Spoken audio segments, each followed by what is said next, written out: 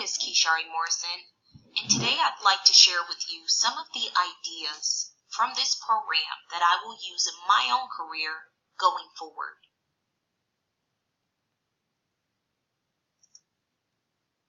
As a developing leader, take heed to the lessons shared by leaders that preceded me on my journey to success in business. Learning from the successes and failures of fictional and non-fictional leaders throughout this program, and then measuring myself against them, has provided me with insight that is applicable to all aspects of my life. Going forward, I plan to use the lessons I have learned in this program for business wisdom as well as personal wisdom, as most of the ideas are biblically based. As Maxwell states in his text, the Bible is a slice of God's mind. Therefore, living in alignment with Christ-like principles, I am better equipped in pursuit of success.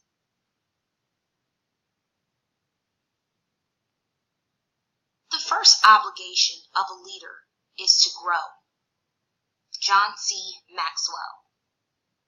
Aspiring to be promoted at my current workplace, I learned from Maxwell in the text, How to Run Your Business by the Book, that you must assume the traits of the position you wish to acquire.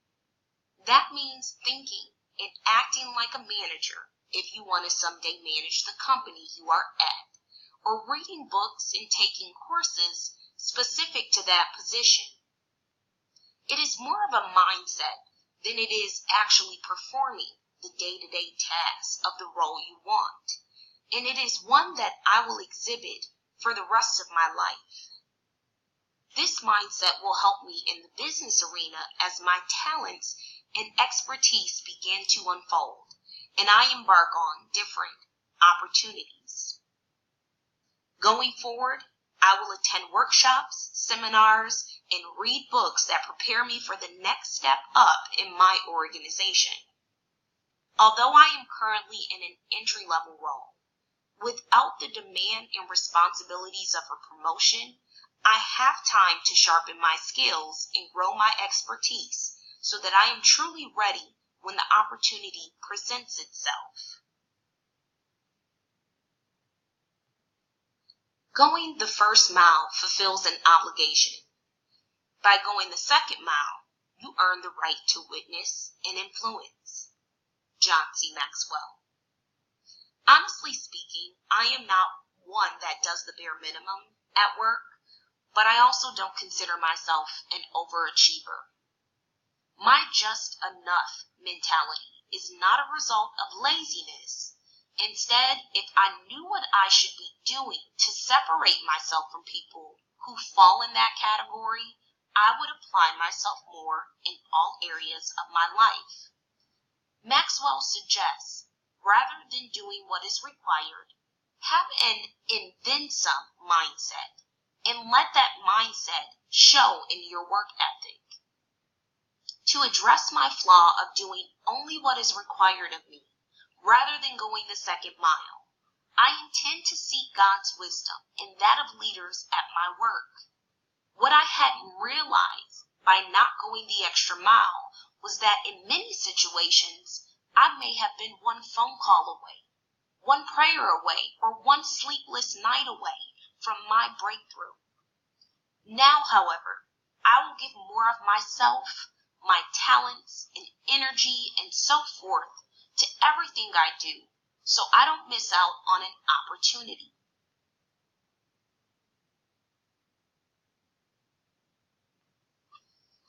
Exceptional work and achievement is often preceded by extended waiting. Don't despise the wait that adds depth to your life. John C. Maxwell. Becoming more or acquiring more in life requires doing more, and that is evident from the previous slides we've covered. Even after you have assumed the traits of the position you wish to acquire and gone the second mile, there may be a waiting period before your breakthrough. Maxwell explains, during your waiting time, remain obedient to God. Obedience always stimulates growth.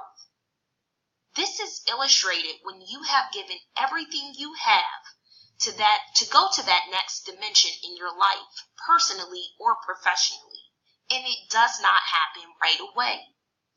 It is important to remain faithful and allow God to do what He has planned for you. Moving fast into a profession or taking shortcuts won't guarantee you longevity or success.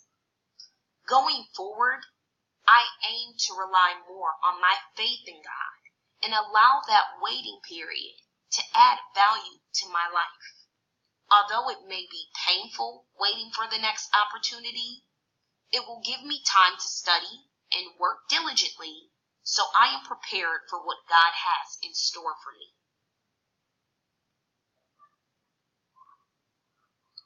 You are not merely working for the money. You are obeying God's first command to make something of this place. Whitmer. Money is not the sole reason any of us should work our jobs. Instead, we must fulfill our duty to be of service to Christ and others. Finding work that improves on His creation is one of our primary responsibilities as image bearers of Christ. So every day, routinely, I ask that God uses me as He sees fit, and whatever I find to do, I give it my all.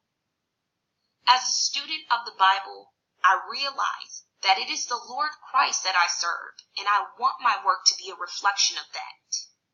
Therefore, when I am at work, I seize the opportunity to help resolve a customer's inquiry or issue to the best of my ability, as if I were the customer, or further, as if God were servicing them. As Whitmer explained, the money is nice, even necessary, but it can't be the only reason.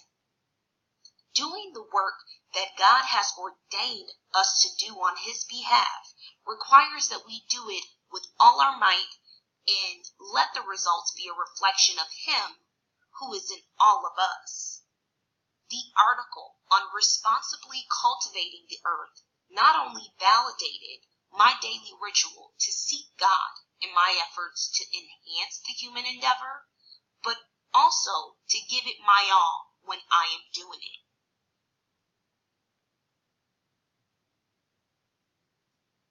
Exercises from the Management Training Toolkit were interesting and realistic issues that we face in the workplace every day.